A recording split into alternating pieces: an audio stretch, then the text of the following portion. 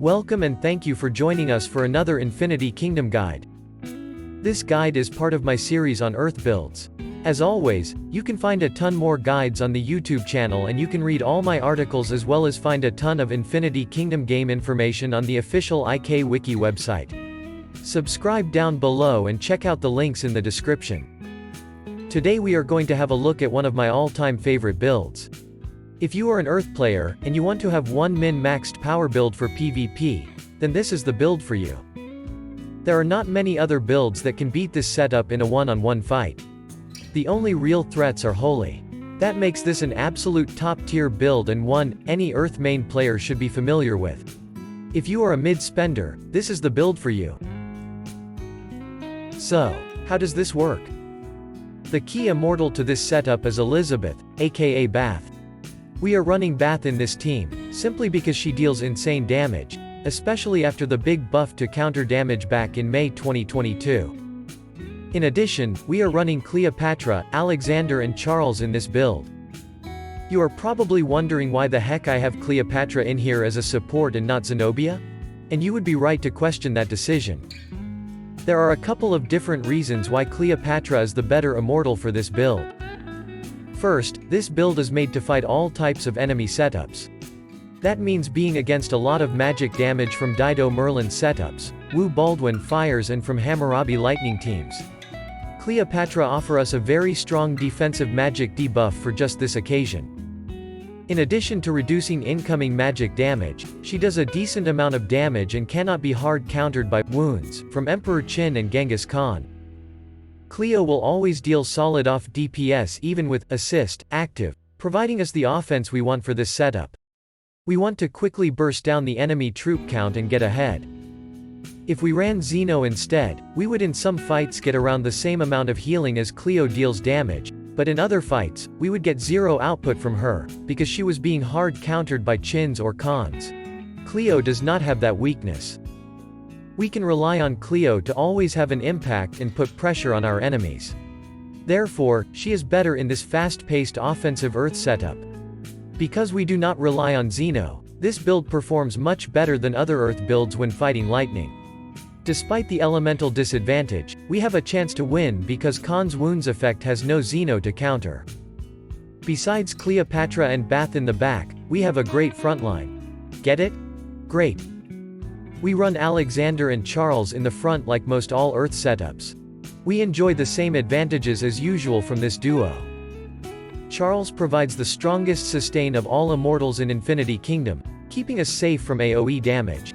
At the same time, Alex uses his absolutely ridiculous single target damage to nuke one of your enemy frontliners into the ground in the first 10 to 20 seconds of the fight.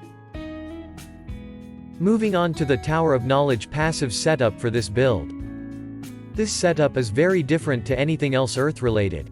The concept here is simple. Keep Elizabeth maxed on troops and unhindered for as long as possible.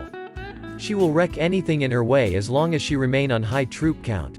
So, how do we want to configure the passive setup for this build? We want to strike a balance between defense and offense with this build. This build is all about maxing the effective troop count on Bath. By keeping her on high troop count the entire fight, we ensure she will kill the entire enemy team almost by herself. Moreover, we add a lot of control synergizing well with both Earth Dragon's stun and Bath's stun effect. Having many small control effects is extremely strong because you interrupt enemy skill casts with a bit of luck. Many small control effects are much stronger than a few with longer duration. Let's finally get into the details in each immortal, beginning with our star player Bath. We are building Bath with Anger and Death Breath for pure raw damage power. Moreover, you want to have Fighting Master on her, because we cannot afford for her to be interrupted by a lucky stun or freeze. Also, the damage reduction effect works nicely towards maintaining troop count. For Cleopatra, we are running Annihilation for solid off damage. Besides Annihilation, we run her as support with Coercion to bolster the damage of Bath and Alexander as well as ensure consistency on Charles's Adrenaline Rush attacks. Lastly, you want Assist on Cleo to defend that all-important troop count of Bath. On the Great Duo, we want Fighting Will for control and damage, Weakness to boost our ability to nuke with critical hits, and Cleave on Alex to further improve the team's AoE capacity. Furthermore, you want to have Oaken Guard on Charles to boost the physical defenses of our team, and Malice to ensure we incur as few critical hits as possible. Malice is protecting us from chase builds and providing a smoother stream of incoming damage works nicely in our favor since we rely on shield sustain. The last spot on Charles is really the only thing that you want to change around depending on personal preference and the meta of your battle group. You have two options here. 1. You can run an offense version with lifelink. This turns Charles into a secondary damage dealer and works very well against enemy single-target nukers, such as other Alexanders. 2. You can also choose a more defensive version of this build, where you protect your backline better from AoE damage by running Adrenaline Rush. I personally favor the latter with Adrenaline Rush, but ultimately the choice depends on the meta builds in your battle group. As such, we end up with our final build looking like this. This is an amazing build for the mid-spender who need to pump as much output into a single march as possible. It will kill anything that is not holy. And if you are faced with a rally on the big enemy Holy Whale, well, you simply swap in your Genghis Khan instead of Elizabeth and cut through your whale like a knife through butter. That was all for this Earth BATHORY build.